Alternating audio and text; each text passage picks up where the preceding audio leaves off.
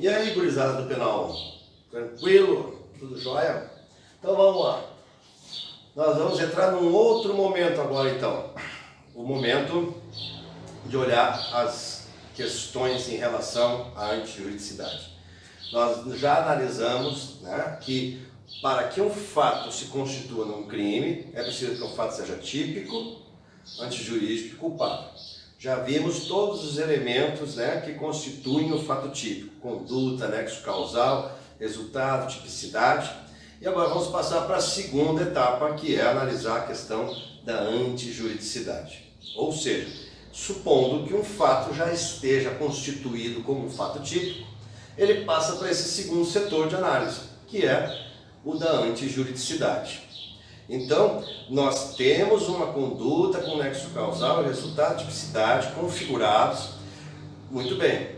Sabemos, a vizinha deu 2 disparos no vizinho, matou o vizinho. Temos uma conduta? Sim. Temos um resultado? Sim, o vizinho morto. Tem nexo causal entre a conduta e o resultado? Sim. A arma que ela utilizou, foi ela mesma. Então, conduta, nexo causal, resultado. E o último fecha direitinho com o artigo 121, matar alguém? Sim, ela matou alguém. Muito bem. Então, este fato, né, de ela ter atirado no vizinho, já se constituiu como um fato típico. Agora temos que ver esse outro instituto. Então, presta atenção. Quando a gente analisou o fato típico, a gente foi construindo, como se colocando alicerces e construindo uma casa. A gente viu os 4 alicerces: conduta, nexo causal, resultado, tipicidade, e a partir dele nós construímos a ideia de que aquele fato é típico. Perfeito? Então, a gente foi construindo como uma casa, tijolo por tijolo. Agora, nesse setor aqui da antijuridicidade, é o contrário. O fato que vem de lá, o fato que é típico, já é de pronto antijurídico. Ponto. Porém, ele pode deixar de ser antijurídico se algo operar em relação a este fato. É como se o fato típico inoculasse, certo, um vírus para este segundo instituto. Ou seja, o fato típico já se constitui em fato antijurídico ou fato ilícito. Porém, existem várias vacinas. As 4 primeiras que nós vamos analisar, que estão no artigo 23 do Código Penal, certo, poderão fazer com que o vírus suma. Então, o primeiro ponto, nós temos dentro dessa organização, é como se fosse a antijuridicidade, que a gente vai chamar formal, certo? Ou seja, formalmente o fato é típico e já é antijurídico, mas ela tem que se transformar em antijuridicidade material. E para isso nós vamos ter 4 vacinas apontadinhas ali para esta antijuridicidade, né? Lembrando, como se fosse assim, já vem lá do fato típico, com esse vírusinho aqui incubado. Ou seja, o fato é típico, portanto, a princípio já é antijurídico, mas vai se transformar numa antijuridicidade material se nenhuma dessas vacinas operar. Se alguma dessas vacinas operar, o fato é típico, mas ele não é mais antijurídico. Correto? Então, aqui nós vamos ter a possibilidade de desconstruir a ideia de que o fato é antijurídico. A princípio ele é antijurídico, tem antijuridicidade formal, mas ainda resta saber se ele tem antijuridicidade material. Então, uma primeira questão: o que é antijuridicidade, né, ou ilicitude? É aquele sentimento de reprovabilidade que a gente sente assim, por exemplo, a vizinha, tu sabe que a vizinha deu 4 tiros no vizinho e matou o vizinho. A gente tem esse sentido já inato de reprovabilidade, só porque a gente já percebeu que um fato, intuitivamente, que um fato típico aconteceu. Ela atirou mesmo, matou o vizinho, está morto lá. Estão chamando DML, meu Deus do céu, que horror. Então veja, este sentimento de reprovabilidade que acompanha, certo, o fato típico. Porém, vem a segunda pergunta: por que a vizinha fez isso? Que o vizinho enlouqueceu lá e pegou a arma e começou a atirar em direção à casa dela. E aí ela tinha uma arma, inclusive ele acertou a filha dela no braço, ela pegou a arma e atirou em direção ao vizinho. Aí ele parou de atirar porque morreu. Aí aquele sentimento que a gente tem assim, não, bom, então não, né? Então não, Ou seja, é como se o sentimento de antijuridicidade se esvaísse da gente. Essa é a questão, certo? Então o fato é típico, já é reprovável, a gente sente isso, mas quando vem a segunda pergunta e a segunda resposta, a gente diz assim, não é assim como eu pensava. Ou seja, esta é a questão desse instituto que é o da antijuridicidade, correto? Por isso que a gente vai ver que existem situações, um pouquinho que eu vou fazer esse barulho desaparecer. Feito. Que existem situações que começam a ser previstas no artigo 23 do Código Penal, que nós vamos ver, que fazem com que aquele sentimento que a gente tem de reprovabilidade desapareça. Ou seja, são causas que historicamente foram sendo alegadas para justificar. Então, um dos termos que a gente tem para esse instituto é que esse instituto é o instituto das justificativas. Sim, eu fiz. Sim, confesso que fiz. Todo fato típico. Mas fiz nestas circunstâncias. E nestas circunstâncias o direito já amparou diversas causas. E estas causas então fazem com que nós consideremos que não houve crime. Não houve crime por quê? Porque não temos, neste caso, mais o sentimento de antijuridicidade. Tranquilo? Então seria esta a ideia básica do que seria antijuridicidade. Muito bem, mas no meu livrinho não está antijuridicidade, professor, está ilicitude. Certo, muito bem. Rapidamente uma historinha então. Um senhor foi visitar um amigo e olhou lá as vacas dele, achou muito bacana e perguntou: o que comem essas tuas vacas? Aí o amigo disse: qual as vacas? As malhadas ou as marrom? Ele disse: as malhadas? As malhadas comem preparado, conservada, uma coisa bacana que nós fazemos lá. E as marrom? Comem a mesma coisa, come junto ali. Tá. E onde é que dormem as vacas? As malhadas ou as marrom? As marrom?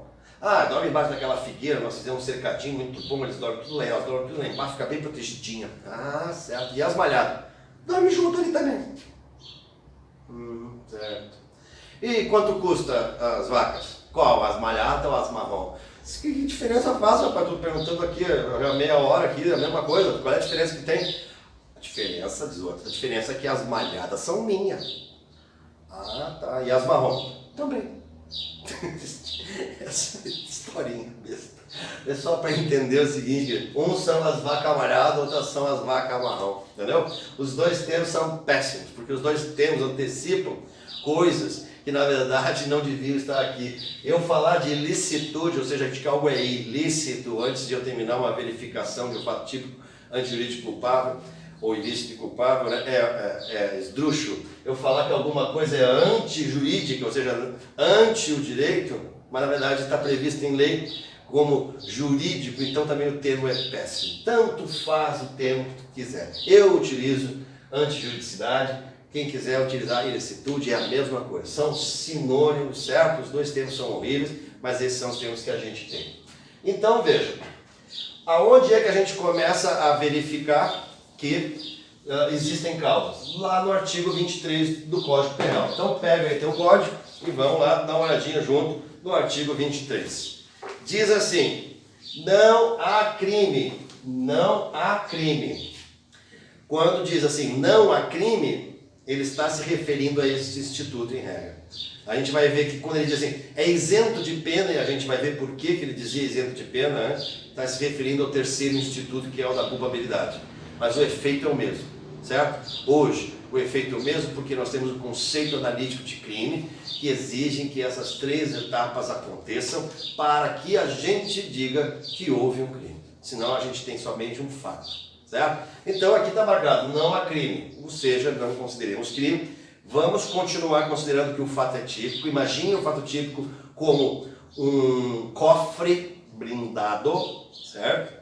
A antijuridicidade como outro cofre e a culpabilidade também. Ou seja, O que acontecer dentro de um cofre, suponha que dentro do cofre tem prateleiras de madeira e o cupim comeu. Então aquele cofre não tem mais nada dentro. Suponha, aqui na antijuridicidade, certo? Está deteriorado este cofre por dentro.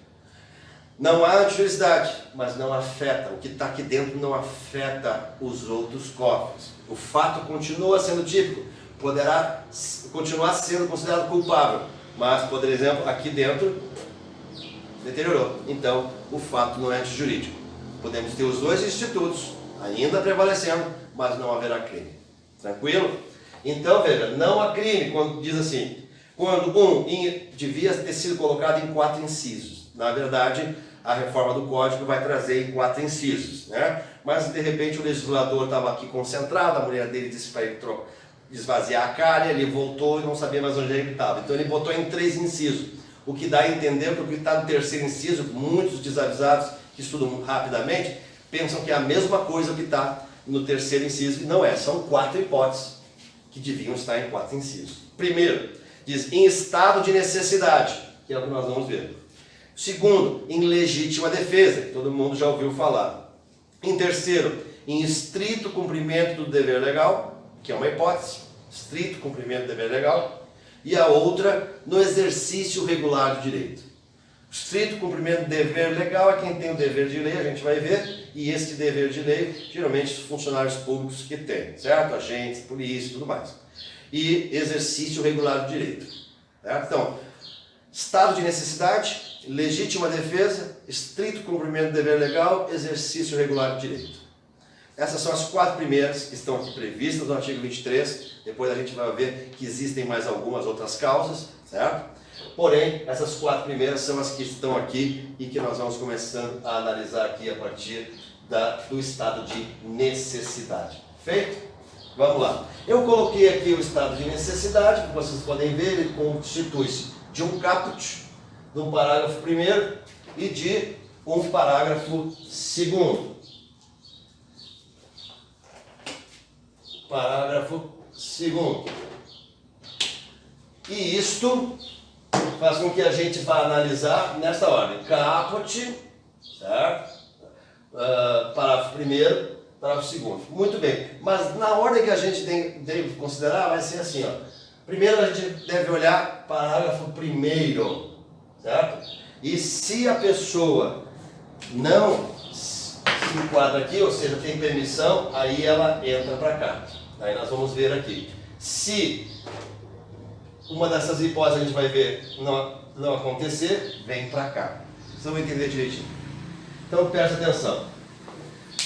No caput tem esses elementos. Não está nesta ordem, mas eu vou apontando para que a gente veja que estão todos aqui. Eu coloquei numa ordem mais didática, no meu ponto de vista, obviamente. Diz assim no artigo 24: considera-se em estado de necessidade quem pratica o fato. Que fato? O fato típico, que já está constituído. Pratica o fato para salvar de perigo atual. Seria iminente aqui? Então marquei. Porque em legítima defesa nós vamos ver que o perigo pode ser atual ou iminente. Então aqui, ó, apagamos aqui. Para salvar de perigo atual, já fica excluída, e nós vamos ver que tem exceção, mas já fica excluída a hipótese de perigo iminente. Quando a gente for ver legítima defesa, a gente vai ver que pode ser uma agressão, não é um perigo, uma agressão atual ou iminente. A gente vai ver que existe lá. Então aqui, ó, só um perigo atual. Para salvar de um perigo atual que não provocou por sua vontade, não provocou por sua vontade, não dá para escrever tudo junto, né? Nem podia de outro modo evitar, cujo sacrifício nas circunstâncias não era razoável exigir. Ponto. Aqui estão todos os elementos. Um pouquinho fora de ordem, mas porque aqui tem uma cadeia de raciocínio. Vamos lá? Então, primeiro ponto. O que está sendo, permitido? Então vamos colocar aqui como se fosse uma flechinha, ó. Permitido salvar. Então vamos lá. Hipótese, pegou fogo no cinema. O cinema estava lá, todo mundo lá no cinema. E aí começou a pegar fogo no cinema. Pegou muito rápido, parede de carpete, todo mundo saiu correndo.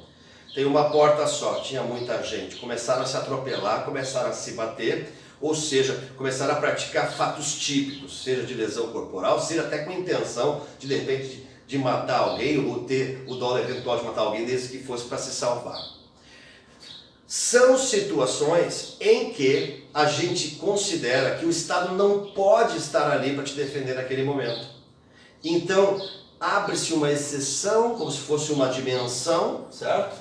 Como se tivesse assim, uma cúpula assim, em cima dos indivíduos e diz assim, bom, o que for feito lá desta forma, seguindo os parâmetros aqui, não será considerado antijurídico, porque vai ser estado de necessidade. Estamos indo? Então vamos lá. Um outro exemplo que a gente pode dar, brincadeirinha, é da Câmara de Gás portuguesa. Então imagina que estejam duas pessoas aqui, e a câmara de gás é assim, eu pego boto as duas pessoas lá embaixo desse fosso aqui, e eu vou largar um botijão de gás P13 na cabeça de um deles. Muito bem, então tem uma entrânciazinha onde um deles pode se salvar. Então é bem lógico perceber que eles vão brigar, vão lutar para ficar. Um só cabe aqui. O que ficar aqui vai salvar o que? Um direito dele. No caso, a vida. Então, veja, aqui vai haver uma disputa. Os livrinhos trazem lá um navio afundando e duas pessoas brigando pelo colete, último colete salva-vidas. Bom, pode ser que se configure aqui como estado de necessidade, exatamente. Então, essas pessoas vão disputar. Por quê? Porque eu tenho dois bens jurídicos em conflito. Um deles vai ser salvo e o outro vai perecer. Não necessariamente morrer, né? Perecer o bem jurídico. Então há uma disputa, certo? Em que há uma liberdade do Estado para que tu salves um dos bens jurídicos, certo? Dentro dessas circunstâncias. Estamos indo? Vamos lá. Perigo. O perigo, então, a gente vai ter que fazer essa menção, que é a questão da legítima defesa. Nós temos aqui, ó, perigo, que é o que está escrito aqui, que é diferente de agressão. Injusta agressão, que tem na legítima defesa, e aqui é perigo no estado de necessidade. Adiantando, injusta agressão é algo praticado por um ser humano. Uma agressão, dentro da nossa dinâmica, é um ato perpetrado por um ser humano. Ele, somente um ser humano pode praticar uma agressão e que possa ser considerada injusta. Isso vai ser lá na legítima defesa. A palavra aqui não é agressão, a palavra aqui é perigo, certo? E este perigo, então, já sabemos, e pode ter sido até praticado por ser humano, mas o perigo do qual nós vamos tentar salvar é algo que já existe. Então, o perigo, certo? É o fogo no cinema, é a inundação, é um evento, certo? Que esteja acontecendo no mundo naturalístico, do qual nós vamos tentar salvar. Então veja, este perigo, certo? Que constitui-se num ato que não é humano, nós vamos tentar salvar porque ele está ameaçando esse perigo, um direito que nós temos, um bem jurídico. E esse bem jurídico pode ser próprio, pode ser alheio. Como por exemplo, eu vejo lá uma menina, suponha, disputando o último colete do navio que está afundando com um cara muito grande. Eu acho que é injusto, o cara podia salvar nadando, a menina não sabe nadar, e suponha que eu queira intervir. Eu acho que a menina tem menos chance com o colete, suponha, se não tiver o colete. Então eu estou agindo para salvar o perigo de um direito alheio, não é meu. Eu já estou dentro de colete, né? Quem tem perna curta sai mais cedo de casa. Então, obviamente, eu com o meu colete vou intervir nesta briga para que ela fique com o colete, porque eu acho que ele pode salvar. Ah, professor, então nessa época de pandemia, exatamente. O que os hospitais, os médicos estão tendo que fazer é escolher entre dois bens jurídicos, vida, dentro de critérios e protocolos, qual vai ficar com o respirador, qual vai ter tratamento e qual não vai ter. É exatamente isso que tu pensou. Então veja, ele está agindo para salvar um direito alheio. Não é dele o direito de viver é do outro. Porém, ele vai fazer. E fazer em quê? Em estado de necessidade. Tem o perigo dessa pessoa morrer, tem o perigo das duas pessoas morrer. E ele vai ter que optar, sim, vai ser um direito próprio que ele está salvando? Não, vai ser um direito alheio. E veja, a gente não está falando em eliminar, a gente está falando em salvar. Ah, por vezes, o salvar um poderá eliminar outro? Poderá. Então aqui, embora o direito penal nosso não exija uma equivalência entre esses bens jurídicos, ela se estabeleceu essa equivalência. Ou seja, bem jurídico vida contra patrimônio, né? Patrimônio contra patrimônio, lesão corporal versus patrimônio. Então veja, nós não temos uma regra fixa de determinar que bem jurídico é mais importante que outro. Se pudéssemos determinar, nós iríamos, por exemplo, pelo requisito das penas, quais são as penas mais elevadas, nós iríamos chegar à conclusão, e qualquer um que lesse a nossa legislação ia chegar à mesma conclusão, que o patrimônio é muito mais grave, porque as penas, vocês vão ver mais adiante, as penas impetradas para os crimes contra o patrimônio são muito mais elevadas. Muito mais elevadas do que os crimes contra a vida. Tanto que a lei dos crimes hediondos iniciou sem o homicídio. Não tinha homicídio na lei dos crimes hediondos. Certo? Então, quando se iniciou a lei dos crimes hediondos para proteger os magnatas que estavam todos sendo sequestrados. Botaram o estupro na época, era esses crimes do assalto, do sequestro, que eram chamados crimes hediondos. Mas o homicídio só entrou depois, quando a Daniela Pérez, aquela filha da escritora, morreu, fizeram um monte de assinaturas e colocaram o homicídio qualificado. E depois foram colocando um monte de outras aberrações lá para dentro, certo? Então, na verdade, se a gente fosse olhar, dentro dessa equivalência, por penas, os crimes contra o patrimônio seriam muito mais graves. Mas a doutrina foi ali, vai tentando fazer uma equivalência, certo? E a gente vai tentando também fazer essa proporcionalidade. Porém, tem dois bens jurídicos em questão. Então, o ponto central é, eu tenho um direito, e aqui no direito a gente pode pontuar aqui, ó. Aqui a gente encontra o bem jurídico tutelado, certo? Eu tenho esse direito está lá protegido pelo direito penal, certamente. E ele está sendo ameaçado, certo? Está sofrendo sobre um perigo que é atual, daí a gente vai dizer sim. E qual é a legitimidade dele?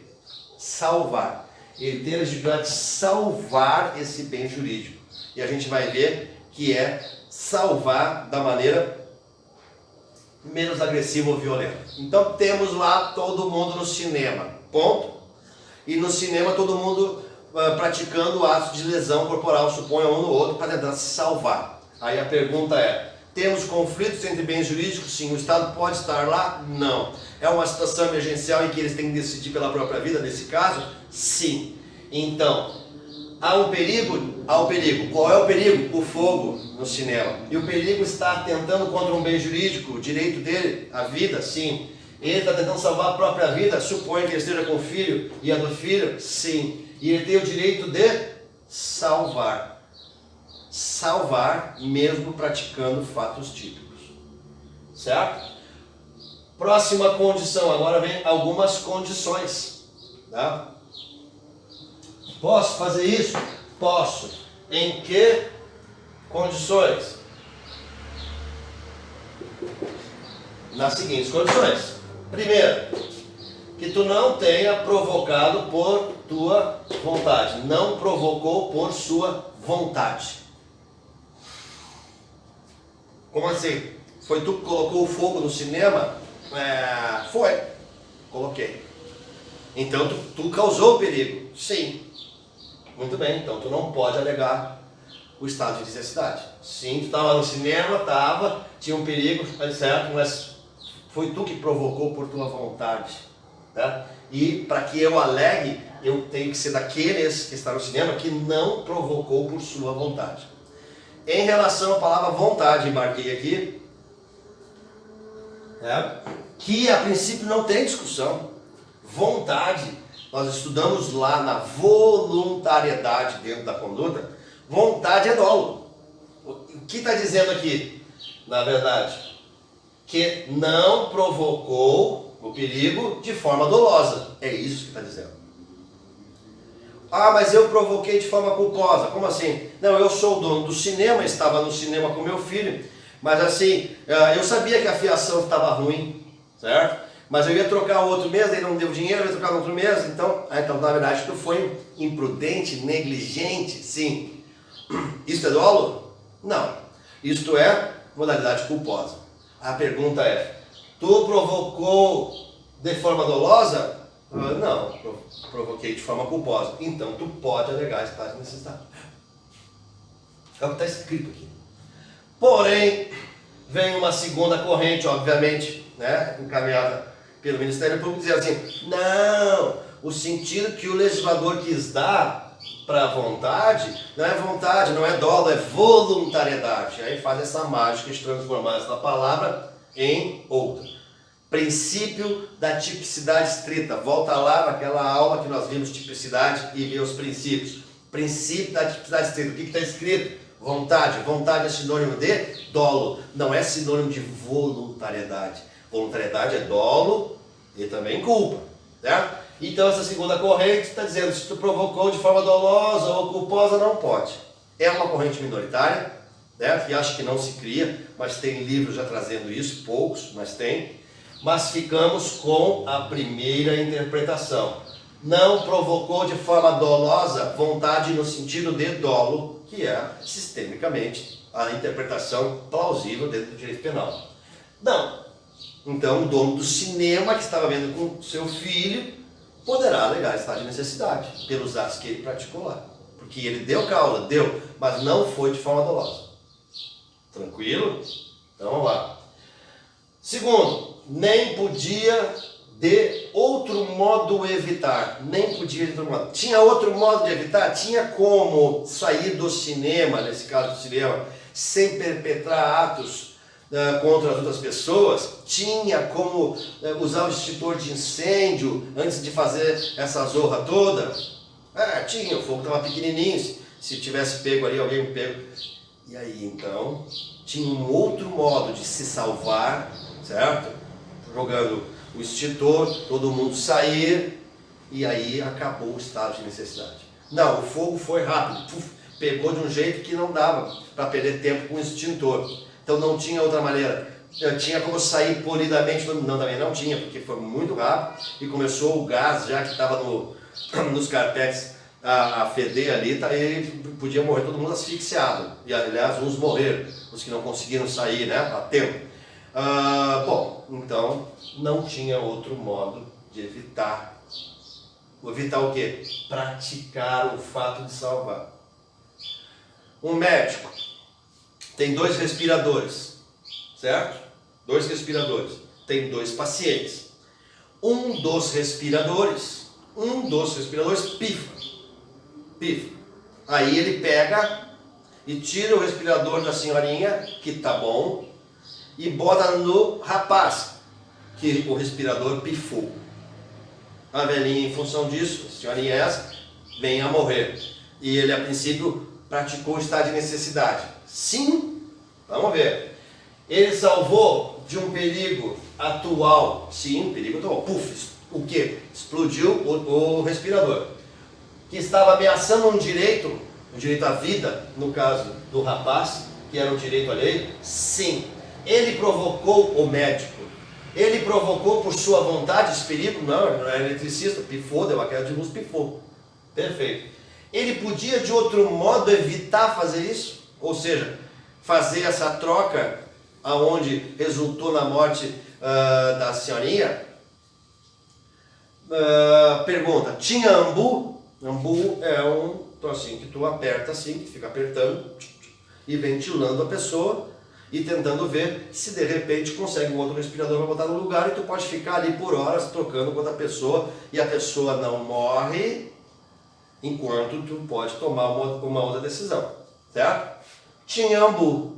Bom, então tinha outro modo, tinha não poder de outro modo, certo? Evitar o perigo. Tinha outro modo.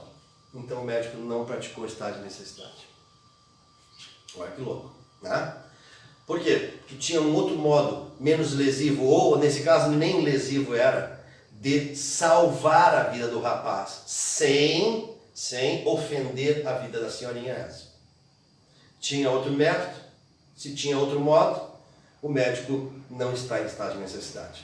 No caso, está em necessidade de terceiros, né? Porque o direito é a lei.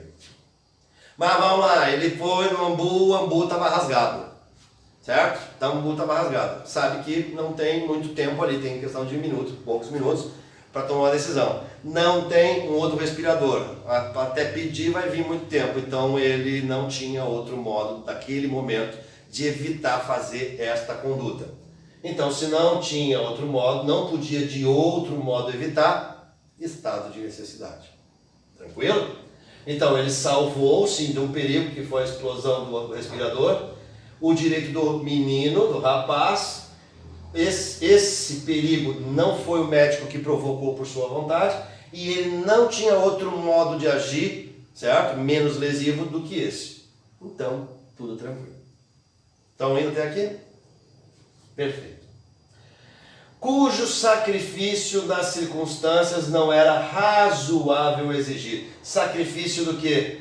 Do outro bem jurídico. Lembra? Nós tínhamos um bem jurídico versus outro bem jurídico. Nós salvamos esse e sacrificamos esse. Cujo sacrifício nas circunstâncias, sacrifício deste outro bem jurídico, certo? No caso da senhorinha, cujo sacrifício não era razoável exigir-se. Era razoável exigir-se que se salvasse a senhorinha do que ele? Cara, são bens jurídicos iguais, né? Mas o protocolo da medicina diz que o quadro dele, como era melhor, ele tinha uma idade menor, tinha mais chances, o protocolo da medicina diz que devia dar para ele, certo? Em caso de opção é isso, mais ou menos dentro do protocolo da medicina. Então, era razoável? Não era. E olha a palavra, é razoável, não é juridicamente exigível, não está isso que está dizendo, é razoável. Aqui nós temos um conceito moral, e quer ver como a coisa vai pegar? Suponha, eu encontre os meus alunos num zoológico, e aí um deles diz assim, vamos tirar uma foto, nós vamos chegando, nós vamos tirando uma selfie, e nós estamos perto de uma muradinha, e quando vê nós caímos os dois lá para dentro, e na fossa do leão, certo? Quando vimos, o leão vai saindo da toca e começa a olhar para nós e vem na nossa direção. E olha só o que acontece com a cena. O leão vem na nossa direção e eu, muito heroicamente, pego o rapaz e diz assim, vai, leão! E o leão pega o rapaz, e enquanto ele almoça o rapaz, eu saio correndo, dou uns pinotes, consigo escalar o fosso e sair. Olha que doido isso. Isso seria estado de necessidade. Existem dois bens jurídicos em conflito, não tem aqui uma questão até aqui ética, moral, certo? Dois bens jurídicos em conflito. Eu decidi salvar desse perigo, que no caso era o leão. O direito meu à vida, é um direito próprio. Eu não provoquei isso por minha vontade, foi um acidente. Fui imprudente? Fui, nós chegamos muito perto, sim, mas não foi de forma dolosa que nós fomos para lá. Eu podia de outro modo evitar, por exemplo, parar e conversar com o leão, seu leão, não faça isso, ou sair no braço com o leão. Não, né? O sacrifício meu, da minha vida nas circunstâncias, era razoável exigir? Uma vida por outra vida. Estado de necessidade. Até aqui, estado de necessidade. Cena 2, quando a coisa muda. Aí depois dessa morte, descobre que este aluno era meu filho. Um filho que eu nunca assumi, que eu não registrei, mas que eu sustentava e algumas pessoas da cidade sabiam que ele era meu filho. Eu sabia que ele era meu filho. E aí agora a mesma cena, eu joguei esse cidadão, que antes era só um cidadão, nas garras do leão. E agora era meu filho. Então vejam, obviamente que eu estou falando de crime de homicídio, e esse homicídio eu vou alegar que foi praticado em estado de necessidade, porém não tenho dúvida que o júri vai dizer, não, nestas circunstâncias era exigível o sacrifício do teu bem jurídico.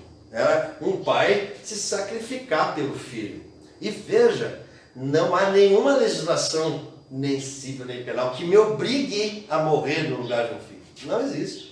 Aqui nós estamos falando de um conceito ético, moral, que foi embutido dentro da legislação penal, que não deveria, mas está aqui. Certo? Então o júri vai dizer exatamente isso. Não. Era razoável exigir que o senhor se sacrificasse em detrimento do seu filho. Afinal, era seu filho, tá? O senhor está doido. Veja, eu cumpri todas as etapas até chegar aqui. Aí chegou aqui, entenderam que não era razoável. Ou seja, aqui o senhor devia ter se sacrificado. Portanto, era razoável exigir do senhor que o senhor sacrificasse. E aí rodou. Tranquilo, chegou aqui, bomba. Não tem estado de necessidade. Não era razoável exigir, eu não provoquei por minha vontade, direito, perigo, mas eu tinha outro modo. Bomba, acabou o estado de necessidade. Tá? Eu tinha um perigo, direito, não podia de outro modo, não era razoável exigir, mas eu provoquei o evento de forma dolosa. Bomba, acabou o estado de necessidade. Para que haja um estado de necessidade, todos os elementos do tipo têm que estar presentes, do primeiro ao último. Tranquilo até aí? Então lá, se eu rodo aqui, não tem benefício nenhum. Mas a lei diz que se eu rodar neste dispositivo aqui, ou seja, entenderam os julgadores que era razoável exigir o sacrifício. Então, o senhor vai ser condenado pelo homicídio, não tem estado de necessidade a seu favor, porém, é o que diz o parágrafo 2º, o senhor poderá ter uma redução de pena de 1 a 2/3 por ocorrer esta hipótese. Todo o resto deu certinho, mas nesta hipótese era razoável. Razoável não era exigível. Não era minimamente razoável exigir. Olha como a lei colocou de uma forma flexível que fica complicado, né? Fica o arbítrio subjetivo de quem vai julgar se aquilo era razoável ou não, porque não tem parâmetros, entendeu? Definidos por lei do que seria razoável ou não. Então veja, se o julgador, no caso do júri, obviamente no caso de crime de morte, seria o júri. Se os jurados, por exemplo, chegaram a essa conclusão que era razoável exigir, eu estou condenado, certo? No caso do filho. Mas poderei ter, nesta hipótese, e unicamente nesta hipótese, uma redução de pena de 1 a 2/3. Tranquilo? Então, este é o sentido do estado de necessidade. Eu tenho que ter todos esses, e se eu rodar neste aqui, eu tenho a redução. E o que diz o parágrafo 1º? Então vamos supor que no nosso exemplo do cinema, tinha lá as pessoas normais, tinha o dono do cinema, que a gente já analisou, e tinha lá um policial filho para ver o filme. Mas ele também viu a situação e saiu empurrando, inclusive ele estava armado, deu uns coronhaços num, no outro, e para lá, e saiu, conseguiu salvar-se. Aí a pergunta, mas um policial civil, ele não deveria, bom, a situação estava osco, o bicho pegou, querido. E cada um, ele no caso tinha uma arma, nem atirou, ele só saiu batendo nas pessoas. Ele estava apavorado como todo mundo. Ele estava tentando salvar do fogo a vida dele, no caso do filho dele. Não foi ele que provocou o fogo. Ele não podia de outro modo evitar, não tinha como apagar aquilo. E o sacrifício nas circunstâncias, ou seja, ele se sacrificar para que os outros se salvassem, era exigível? Não, é vida e vida, todo mundo tem vida. Muito bem. Mas ele pode alegar estar de necessidade? O que diz o parágrafo primeiro? Diz assim: não pode alegar estar de necessidade quem tinha o dever legal de enfrentar o perigo. O dever legal. Então não pode quem tinha o dever legal de enfrentar o perigo. Esse não pode alegar estar de necessidade. A pergunta é: que perigo nós estamos falando? Nós estamos falando do perigo fogo. Certo. E o policial civil, lá na descrição das atribuições e na função dele, está escrito que ele tem o dever legal de enfrentar o perigo fogo? Não, no caso dele é investigação, é outras coisas, violência. Então ele não tem o dever legal de enfrentar este perigo em específico, que é o fogo. Se ele não tem, ele é um cidadão comum, ele está sim em estado de necessidade. Entendemos isso? Agora, vamos lá, se fosse um policial militar. Mas o policial militar, pois é, o policial militar.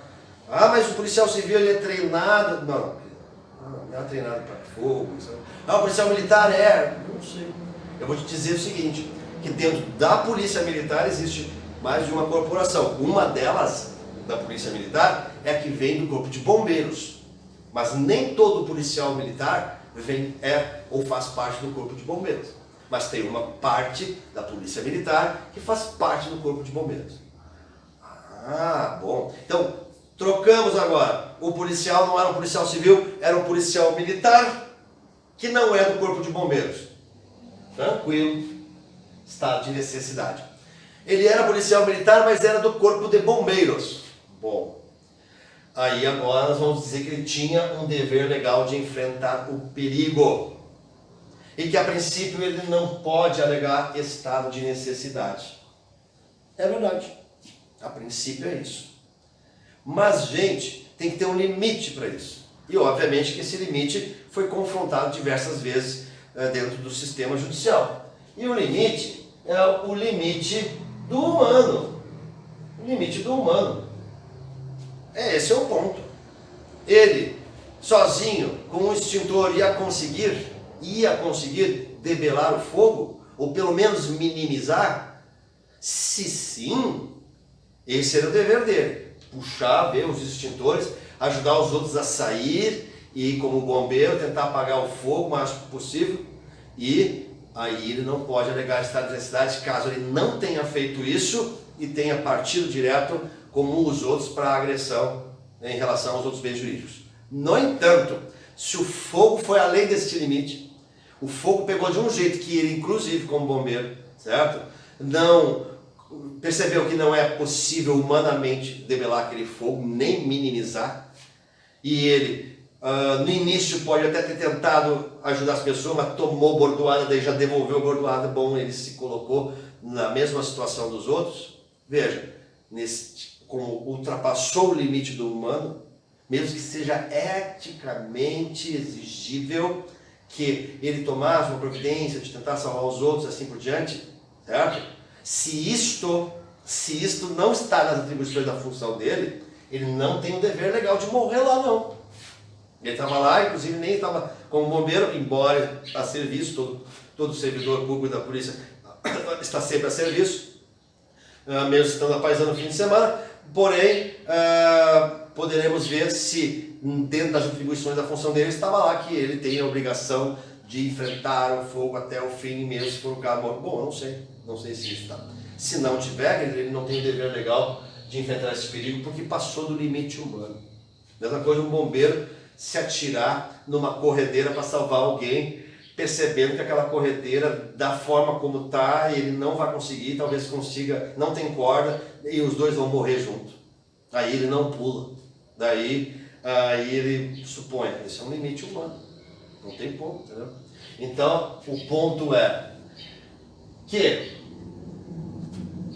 não tendo o dever legal, entra para cá, cumprindo todas as funções, as exigências que estão aqui no caput, estado de necessidade, está absolvido. O fato é típico, mas não é jurídico, porque ocorreu sob a circunstância do estado de necessidade.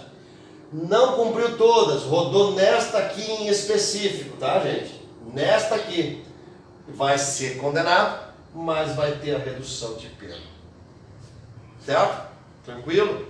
Vamos lá. Vamos ver se entenderam o finalzinho então. Se eu estou diante de uma floresta e vem uma onça na minha direção, e suponha que eu tenho uma espingarda, uma arma, ou se eu não tenho, um pedaço de pau. E eu pego esse pedaço de pau e dou-lhe na onça, e dou na onça até matar. E ela me arranhou um pouco, mas eu lutei, bati e matei a onça. Bom, cometi um crime ambiental? Sim. Ela protegida? Sim. Pela lei de discriminação? Sim. Fato típico? Sim. Vou negar que eu tinha dolo de matar a onça? Não. Veja que interessante. Nesse instituto nós não vamos negar o nosso dolo lá, certo? Não precisa. Sim, tinha dolo, claro, eu matei a onça para não morrer.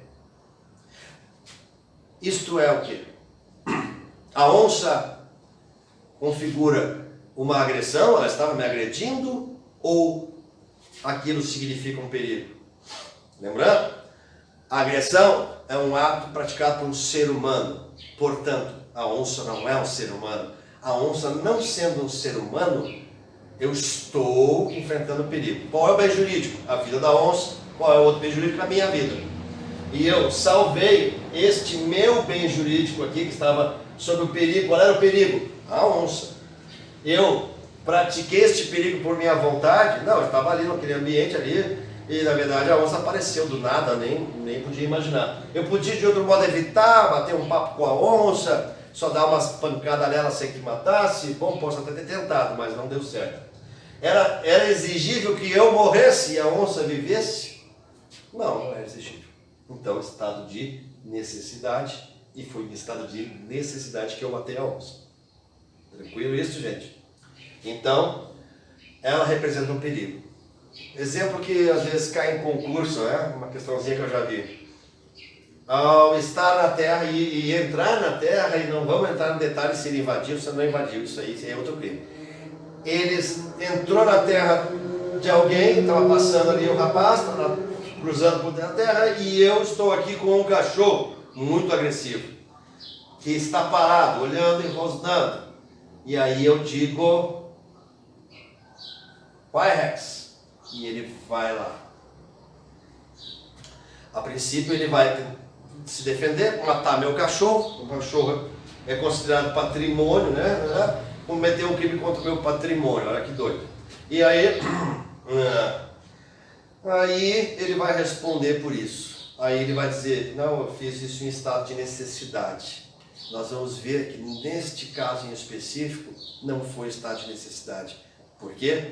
Porque o cachorro foi longa-manos, foi a extensão da minha vontade.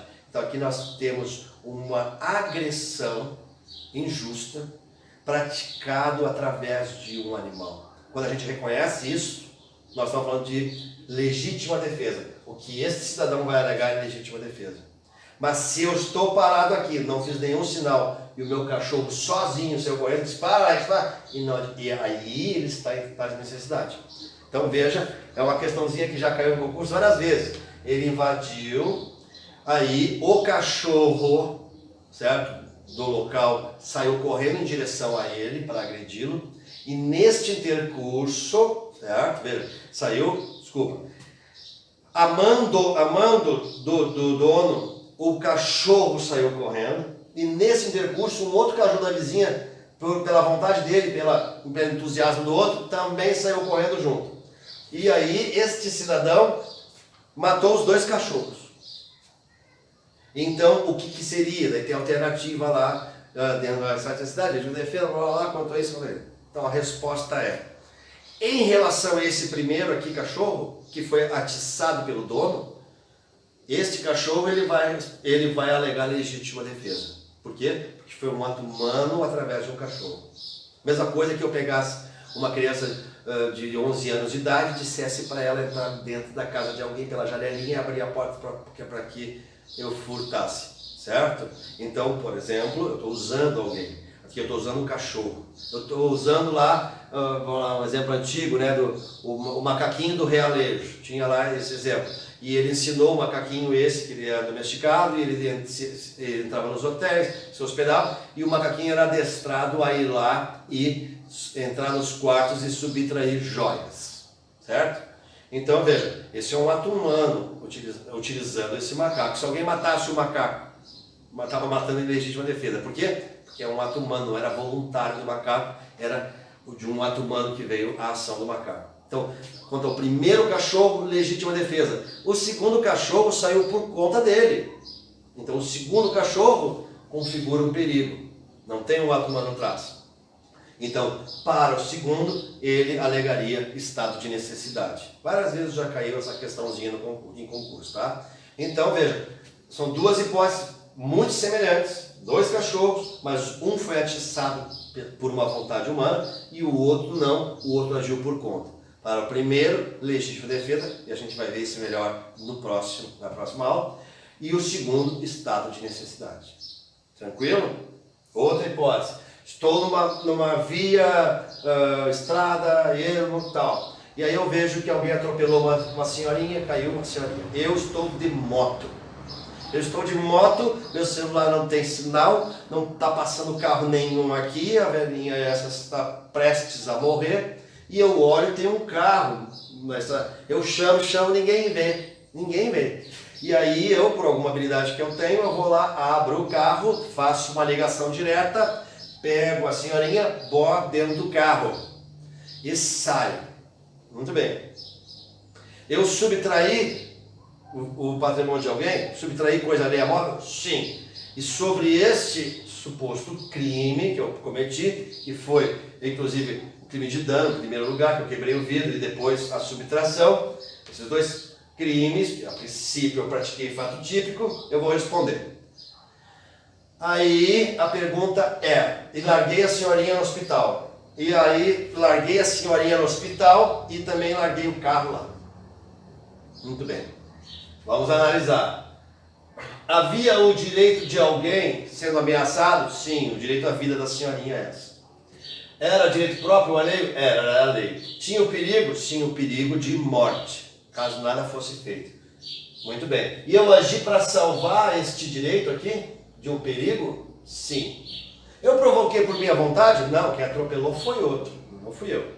Eu podia de outro modo evitar de, por exemplo, quebrar o carro dele e pegar o carro dele? Olha, eu até tentei, mas na minha moto não dava para levar a senhorinha. Eu chamei e ninguém veio. Dentro da situação, meu celular não funcionava ali. Então, eu entendo que não tinha outro modo de evitar. Muito bem. Era razoavelmente exigível o sacrifício naquela circunstância? Era exigível que eu deixasse a senhorinha morrer para que eu não ofendesse o bem jurídico, patrimônio do outro? Não. Isso aqui, a princípio, né, deve valer mais do que o vidro de um carro e um carro que eu vou furtar. Então não era exigível que eu deixasse a velhinha morrer para não ofender o patrimônio do outro. Então estarei em estado de necessidade. Muito bem. Hipótese número 2, larguei a velhinha foi socorrida, e já que eu estava com o carro, saí com o carro para dar umas voltas. E aí sou pego. Então a hipótese é, eu tenho o direito de salvar. No momento em que eu larguei a velhinha no hospital, acabou a minha legitimidade de estar em estado de necessidade. Certo?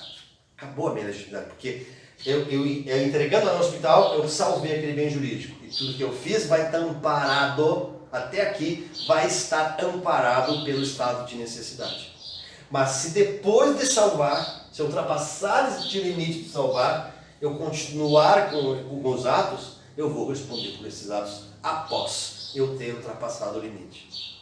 Isso vai se chamar excesso em estado de necessidade. Entendemos? Então veja, a minha legitimidade está em salvar, e eu salvei, larguei a senhora. Aí no meio do caminho eu nem sabia dirigir. Daí ficou descoberto. Isso ele não tinha nem carteira. Então tem um outro delito ainda, que é, né, dirigiu sem carteira. Tinha outra maneira? Tinha outra pessoa para dirigir? Não. Tinha outra situação? Não tinha. Então também deste delito, a princípio deste crime, eu também vou me livrar, porque de alguma forma eu cheguei no hospital lá com o carro, né? Mesmo não tendo carteira. Então, eu salvei ela, e eu vou alegar aqui desse delito, eu pratiquei os atos, o fato tipo desse delito, de dirigir sem carteira, mas fiz porque estava em estado de necessidade. Vai também estar acobertado pelo estado de necessidade. Estamos indo? Mas se eu ultrapassar o limite depois que eu salvei esse bem jurídico, eu não estou mais amparado, certo? Aí eu vou responder. No meio deste caminho eu ofendi bens de terceiro, bati numa carrocinha, numa banca de revista, sei lá eu o que, numa bicicleta, até porque eu não sabia dirigir direito, né? E aí tá, bom, criminalmente, nada comigo. Tudo está amparado por essa necessidade. Não quer dizer que no cível eu não tenha que indenizar esses terceiros aqui, certo? Em caso de que eles me acionem, porque os terceiros também não tinham nada a ver com pastel. Então, possivelmente eu responda em relação a esses terceiros. Mas criminalmente não, certo? Criminalmente eu estou amparado pelo estado de necessidade. Entendemos até aqui, gente? Então são essas questões. Eu sugiro que os senhores deem uma olhada nisso, certo? Estudem pela doutrina, como a gente sabe, né? Como é que se estuda direito? Lei, doutrina e jurisprudência. Então aqui está a lei que está no Código Penal. Agora vamos ler o que está na doutrina, confrontar com essas ideias que eu trouxe aqui, que também são ideias da doutrina, certo? Com quem alguns eu compartilho o entendimento, com outros não compartilho. Vocês leiam então as doutrinas que vocês tiverem à disposição e depois dá uma olhadinha na jurisprudência para arrematar esse estudo, certo? É assim que se estuda direito. Lei, doutrina, jurisprudência, certo? E aí você fecha esse estudo aqui e daí no próximo nós vamos ver a segunda hipótese que está no artigo 23, que é a legítima defesa. Tranquilo? Vai ser organizado da seguinte forma. Primeira aula, estado de necessidade. Segunda, legítima defesa. E a última é o exercício regular de direito e o estrito cumprimento do dever legal, juntos, em que pese sejam hipóteses distintas, mas nós vamos ver aquelas ali de forma junta, porque são menos complexas, mas não menos importantes. Tranquilo? Bom estudo, bom mate para vocês. Até a próxima. Tchau.